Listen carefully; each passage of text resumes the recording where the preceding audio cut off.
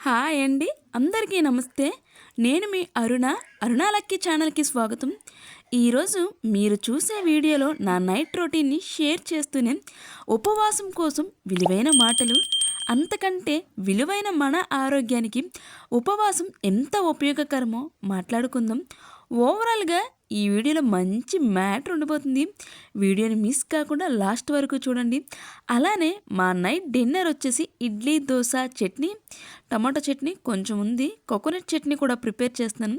అలానే స్వీట్ వచ్చేసి చక్కెర పొంగలి, కొంచెం స్పెషల్ డే అందుకే స్వీట్ ప్రిపేర్ చేస్తున్నాను. ఇంకా వీడియో విషయానికి వస్తే ఉపవాసం అనేది కొందరు భక్తితో ఉంటారు, కొందరు వెయిట్ తగ్గడానికి ఉంటారు, కొందరు అలక ఉపవాసాలు కూడా చేస్తారు. ఇలా రీజన్ ఏదైనా కావచ్చు, ఉపవాసం అనేది మన హెల్త్కి మంచిదండి. మన మతాలలో కూడా ఉపవాసానికి ఒక మంచి అభిప్రాయం ఉంది. క్రిస్టియన్స్లో లెంట్ డేస్ అని, ముస్లిమ్స్లో రోజాల్లాగా, బట్ హిందువులు తమ ఇష్టమైన దైవానికి వారంలో ఒకరోజు ఉపవాసం అనేది ఉంటాము. ఉపవాసాలలో కూడా కొందరు మార్నింగ్ నుండి నైట్ వరకు ఏమీ తినకుండా ఉంటారు, కొందరు ఫ్రూట్స్, లైట్ ఫుడ్ తీసుకుంటూ ఉంటారు. నిజానికి ఉపవాసం అంటే ఏం ఆహారం తీసుకోకుండా ఉండడం కాదండి, దేవునికి దగ్గరగా ఉండడం, ఆహారానికి దూరంగా ఉండడమే. కానీ పచ్చి మంచినీళ్ళు కూడా తాగకూడదని ఏ గ్రంథాలలో కూడా రాలేదు. మనం లైట్ ఫుడ్ తీసుకుంటే ఫాస్ట్గా అరుగుతుంది, దేవుని మీద ధ్యాస పెట్టడం అనేది జరుగుతుంది. ఏకభుక్తం సదారోగ్యం, ద్విభుక్తం బలవర్ధనం, త్రిభుక్తే వ్యాధి పీడ. రోజుకి ఒక్కసారి భోజనం చేసేవాళ్ళు ఎప్పుడూ ఆరోగ్యంగా ఉంటారు. 2 సార్లు భోజనం చేస్తే శారీరకంగా బలంగా ఉంటారు. 3 సార్లు భోజనం చేస్తే వ్యాధులు వస్తూ ఉంటాయంట. అంటే ఒకసారి తినేవాళ్ళని మహాయోగులని, 2 పూట్ల తింటే మహాభోగులని, 3 సార్లు తింటే మహారోగులని అంటారు. కానీ ఇది ఇప్పుడు మాట కాదండి, పాత చింతకాయ మాట. మన తాతల తరాలు వాళ్ళు శారీరకంగా చాలా ఎక్కువగా కష్టపడేవాళ్ళు.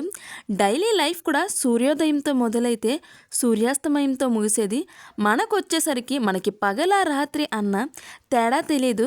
అప్పట్లో వాళ్ళు ఎనర్జీ కోసం తింటే, ఇప్పుడు మనం టేస్ట్ కోసం తింటున్నాము. ఉపవాసం ఉండటం వల్ల మన శరీరంలో అదనంగా ఉన్న కొవ్వు అయితే కరగడానికి అవకాశం ఉంటుంది. నోటికి విరామం లేకుండా, అడ్డు అదుపు లేకుండా తింటూ ఉంటే కొవ్వు ఎక్కడ కరుగుతుందండి? మనం ఏం తింటున్నాం అన్నదే కాదు, ఏ టైంలో తింటున్నాం అన్నది కూడా చాలా ఇంపార్టెంట్ అండి.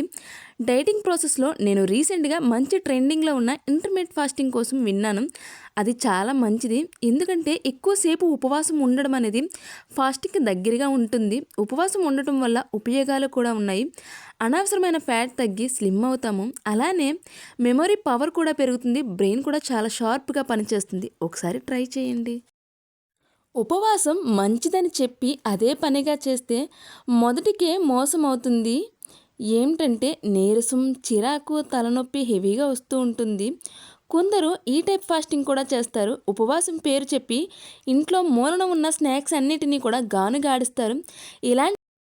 ఇలాంటి ఫాస్టింగ్లు లాభం కన్నా నష్టాలు ఎక్కువ ఉంటాయి.